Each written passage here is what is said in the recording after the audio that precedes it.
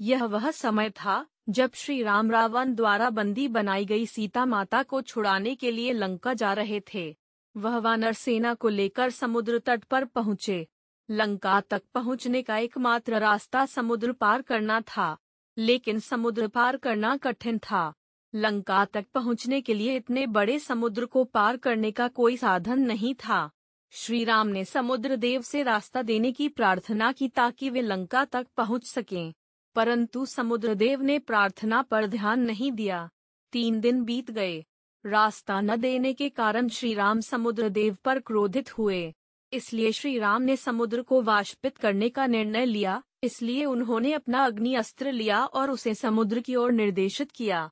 यह देखकर समुद्र देव प्रकट हो गए। उन्होंने श्री राम से क्षमा मांगी। श्री राम दयालु थे। उन्होंने समुद्र देव को क्षमा कर दिया। समुद्र देव ने सुझाव दिया कि वानर सेना को लंका तक पहुंचने के लिए पत्थरों का एक पुल बनाना चाहिए। वानर सेना और हनुमान ने निर्णय लिया कि वे पत्थरों से पुल बनाएंगे और समुद्र पार करेंगे। प्रत्येक वानर ने पत्थरों पर श्री राम का नाम लिखा और भगवान का नाम जपते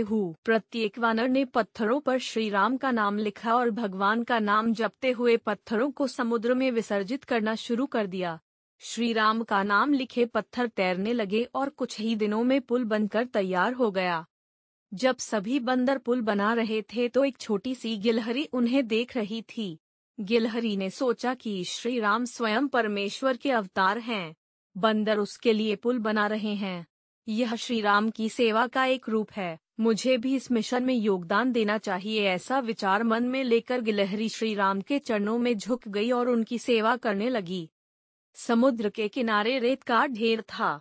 गिलहरी रेत के ढेर के पास जाती और अपने छोटे छोटे हाथों और पूंछ से छोटे छोटे पत्थर और रेत इकट्ठा करके समुद्र में डाल देती। यह अपनी सर्वोत्तम क्षमता से श्री राम की सेवा करने का प्रयास कर रहा था।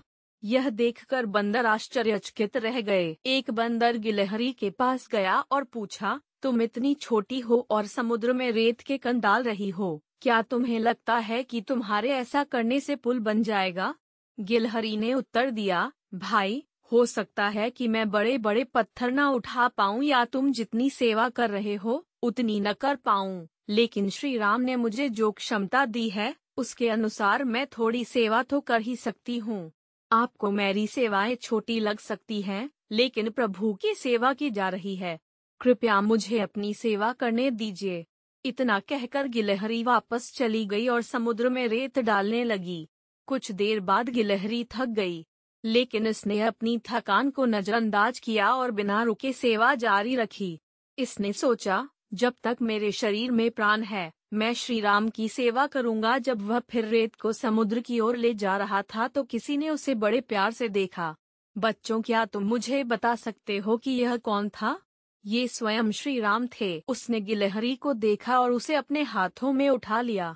श्री राम ने स्नेहपूर्वक अपने दाहिने हाथ की उंगलियां नन्ही गिलहरी के सिर पर रखते हुए कहा, तुम छोटी हो फिर भी तुमने मेरी बहुत अच्छी सेवा की है।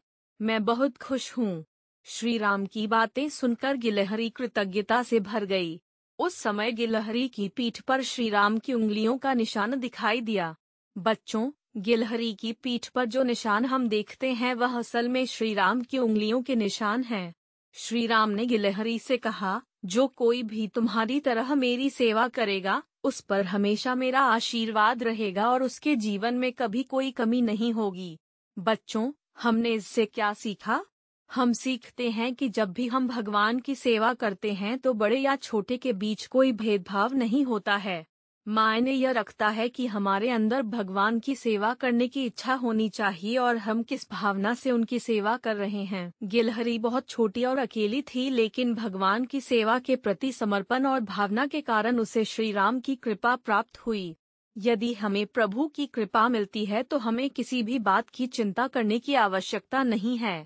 तो हमने देखा कि हम भगवान की कृपा कैसे प्राप्त कर सकते हैं। गिलहरी को भगवान की कृपा कैसे प्राप्त हुई? जब हम भगवान की सेवा करते हैं तो हमें निश्चित रूप से भगवान की कृपा कैसे प्राप्त होगी, भले ही हमारी सेवा गिलहरी की तरह छोटी हो।